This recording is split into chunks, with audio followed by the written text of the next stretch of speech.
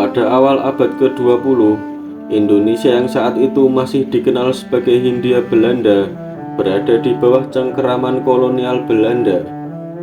Setelah lebih dari 3 abad Indonesia dijajah, kehidupan rakyat pribumi dipenuhi dengan penderitaan dan ketidakadilan. Sistem tanam paksa yang diperkenalkan oleh Belanda telah menyebabkan kemiskinan dan kelaparan yang meluas. Namun, di tengah gelapnya penjajahan, benih-benih kebangkitan mulai muncul. Setelah sekian purnama mengalami derita penjajahan, sebuah angin perubahan mulai berhembus di Hindia Belanda. Kala itu, pemerintah kolonial Belanda tengah dihadapkan dengan banyak kritik dari dalam dan luar negeri. Di Eropa, pemikiran baru tentang keadilan sosial dan hak asasi manusia semakin menguat. Di tanah jajahan, ketidakpuasan dan penderitaan rakyat pribumi semakin nyata. Pada tahun 1901, Ratu Wilhelmina dari Belanda menyampaikan sebuah pidato yang kelak akan mengubah arah sejarah Hindia Belanda. Di dalam pidatonya, ia menyatakan bahwa Belanda memiliki tanggung jawab moral untuk meningkatkan kesejahteraan rakyat di tanah jajahan. Pidato ini menandai dimulainya era baru yang dikenal dengan nama politik etis atau politik balas budi. Politik etis bertumpu pada 3 pilar utama, yaitu edukasi, irigasi, dan migrasi. Pemerintah kolonial mulai berinvestasi di dalam pembangunan sekolah-sekolah untuk rakyat pribumi. Mereka menyadari bahwa pendidikan adalah kunci untuk menciptakan masyarakat yang lebih berdaya dan sejahtera. Sekolah-sekolah ini tidak hanya mengajarkan keterampilan dasar seperti membaca, menulis, dan berhitung, tetapi juga menanamkan nilai-nilai moral dan etika barat. Di desa-desa, saluran irigasi mulai dibangun dengan tujuan meningkatkan produktivitas pertanian. Para petani yang dulu hanya mengandalkan hujan, kini memiliki akses ke sistem irigasi yang lebih baik. Hasil panen meningkat dan kesejahteraan masyarakat pun perlahan-lahan membaik. Selain itu, program migrasi juga diperkenalkan untuk mengatasi masalah kepadatan penduduk di Pulau Jawa. Meskipun begitu, era politik etis tetap memberikan dampak yang signifikan bagi Hindia Belanda. Kesadaran akan pentingnya pendidikan dan pembangunan infrastruktur mulai tertanam di benak rakyat. Banyak tokoh nasionalis Indonesia yang kelak memimpin pergerakan kemerdekaan mendapatkan pendidikan dan inspirasi dari masa ini. Seiring dengan berjalannya waktu, benih-benih perubahan yang ditanam melalui politik etis tumbuh menjadi semangat nasionalisme yang kuat. Rakyat Indonesia semakin menyadari hak-hak mereka dan mulai memperjuangkan kemerdekaan dengan lebih gigih. Pada akhirnya, politik etis tidak hanya menjadi sebuah kebijakan kolonial, tetapi juga menjadi batu loncatan menuju kemerdekaan Indonesia. Pada tahun 1907, Dr. Wahidin Sudirohusodo melakukan kunjungan ke sekolah pendidikan dokter untuk pribumi atau yang lebih dikenal dengan nama Stovia. Di sana, ia menyerukan gagasan kepada mereka untuk membentuk organisasi yang dapat mengangkat derajat bangsa. Selain itu, Dr. Wahidin juga ingin mendirikan sebuah organisasi di bidang pendidikan untuk orang-orang pribumi yang berprestasi dan mempunyai keinginan untuk bersekolah, tetapi terhambat dengan faktor biaya. Gagasan ini menarik bagi para pelajar di sana, khususnya Sutomo, Gunawan Mangunkusumo, dan Suraji Tirtonegoro. Selanjutnya, Sutomo mengadakan pertemuan dengan para pelajar Stovia yang lain untuk membicarakan gagasan yang disampaikan oleh Dr. Wahidin.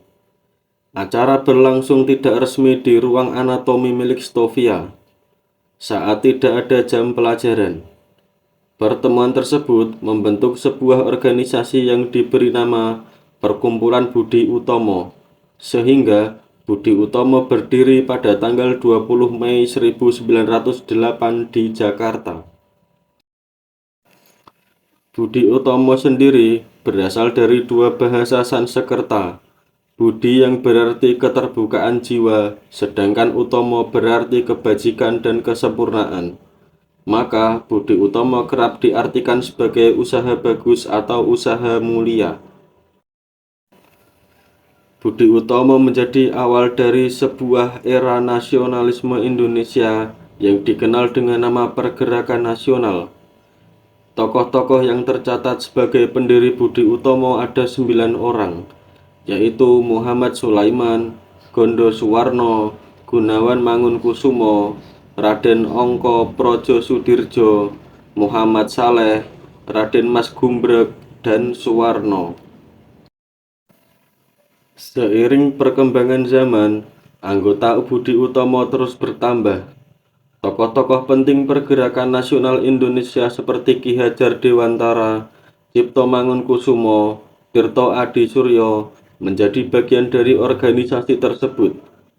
Pada bulan Juli 1908, Budi Utomo telah mencapai anggota yang berjumlah 650 orang yang terdiri dari para priayi berpangkat rendah dan para pelajar. Kemudian setelah mempunyai banyak anggota, Budi Utomo merencanakan untuk menggelar kongres. Untuk membiayai penyelenggaraan kongres, para anggota menggunakan uang tunjangan hari raya dari Stovia, serta menjual barang-barang pribadi seperti jam tangan, kain panjang, dan kain pengikat kepala. Selain dari dana tersebut, Sutomo juga mendapatkan bantuan pinjaman dari pendiri Stovia, yaitu Hermanus Frederick Roll. Tiap anggota pun diperintahkan untuk menghubungi dan mengundang para tokoh besar Hindia Belanda yang mempunyai semangat nasionalis. Setelah mendapat restu dan dukungan dari tokoh-tokoh penting di Hindia Belanda, pada tanggal 3–5 Oktober 1908, Budi Utomo menyelenggarakan kongresnya yang pertama di Yogyakarta. Meskipun para pelajar Stovia merupakan pendiri awal dari Budi Utomo, mereka menyerahkan kepemimpinan kepada orang yang lebih tua dan berpengalaman sebagai bentuk dari penghormatan dan untuk menyelesaikan beban studi di Stovia, terutama Sutomo yang masih harus menjalani pendidikan selama 3 tahun. Akhirnya, kongres tersebut menunjuk Tirto Kusumo sebagai ketua umum dan Dr. Wahidin Sudirohusodo sebagai wakil ketua. Kongres tersebut juga mencetuskan tujuan dari Budi Utomo, yaitu menjamin kehidupan sebagai bangsa yang terhormat, serta arah organisasi sebagai organisasi yang berfokus pada pendidikan, pengajaran, dan juga kebudayaan.